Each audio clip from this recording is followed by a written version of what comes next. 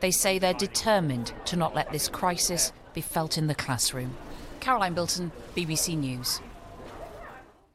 Well, we're joined now by Taryn Kapoor from the Dean Trust, which oversees 13 academies in the North West, and Lisa Millington, head teacher at Longlands Primary School in Market Drayton.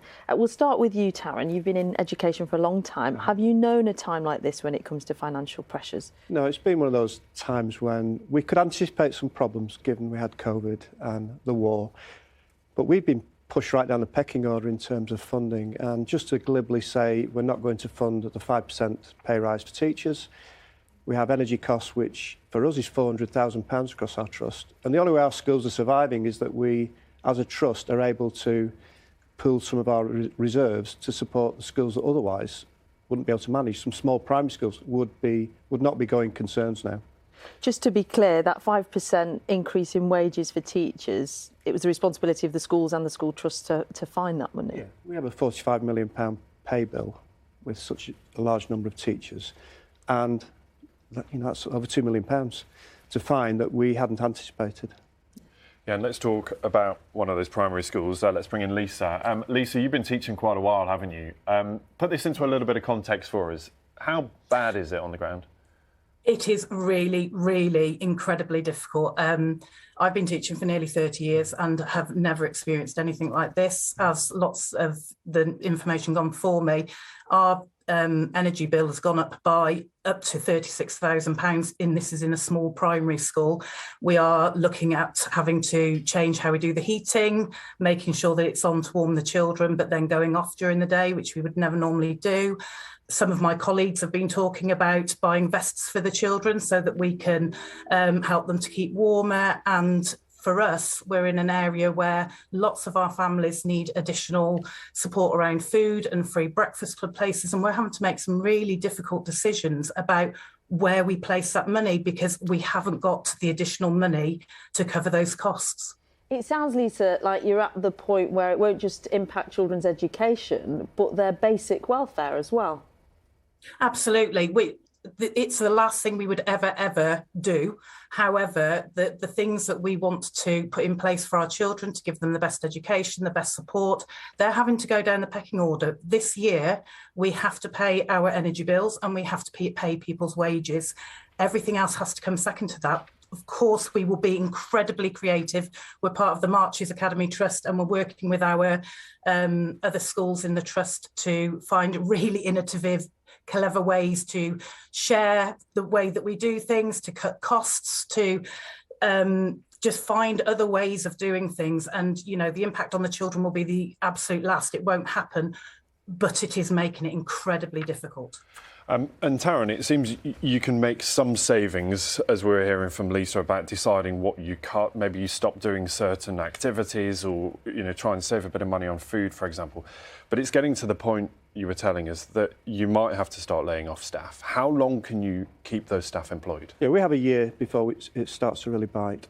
But the bigger issue, I think in January and February, we've got the food poverty and energy poverty with our children. We have 10,000 children in our schools. We're already looking at that as another area that we need to ensure that children come to school well-fed, warm, well-dressed for school. All of those things are biting now, and we're working very closely with parents. And these aren't the children on free school meals. This is a group above. These are working parents who really struggle to feed their children the way they'd like to, and you're seeing more and more of them going to food banks. These are people just above minimum wage. Because for millions of families, schools is the safety net, isn't it? It's the point at which children shouldn't drop below a certain standard of living. What happens if you can't afford to provide that safety net? Well, we offer free breakfast, and we look at certain things so that we can put some children onto a free school meal because we use biometrics other children don't know. We're also looking to feed some of our staff who are low paid in the day so that when they go home they can feed the children and not worry about themselves. So that it hasn't bitten yet. This is just a start for us. You think it's going to get worse? It will definitely get worse. But this year we're fine because we've anticipated that there will be an issue, but not this large an issue. Nothing left in reserves, no. Yeah. And Lisa, the role of what you do as a school is changing, isn't it? It's not just about providing education. As Taryn was telling us there, it's about making sure that the kids have food, that they're warm, that they've got everything else that they need, which of course comes at an extra cost. Yeah, we employ staff specifically for that role to support families who might be going through difficult times. That might be financially, it might be in other ways. And we've got, you know, a member of staff who makes contact with families and supports the families as well. That comes at an additional cost, and it is absolutely vital and crucial to what we supply to our children. But that need is ever, ever greater. And with less and less funding, we're working with a deficit budget this year. We're doing everything in our power to claw back that money. But it is becoming so hard to make sure we provide all of these things, and we will keep doing so.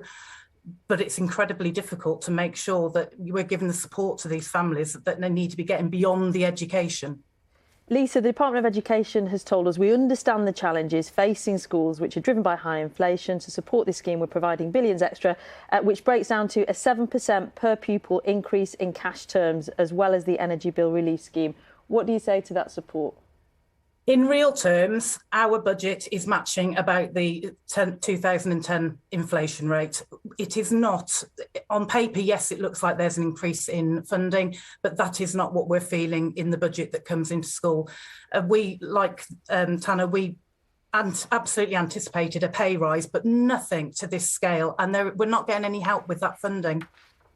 Taryn, do you feel you're being asked to do too much? You're not just providing education. You're being asked to play a lot of different roles. We're almost a social enterprise in many ways. We're having to look at children through a different lens, look at families through a different lens. I wouldn't take away from the fact that we're still doing a great job, as my colleague is, and we have to protect that because that's number one protection. But the job is changing, and it's changing exponentially. And as I said, I think we're low down in the pecking order education because, as you know, we've had 5 education secretaries. I don't think they've let the ink dry yet on the letterheads. And we do hope with the new Education Secretary, she will have some empathy with what we're trying to do. You know, I've got great hopes for this, actually, for the first time for a while. Fingers crossed. Yep. Taryn, we'll let you go, and Lisa will let you go as well. No doubt you've both got a lot to do before the bell rings at 8:30 or 8:45, whenever.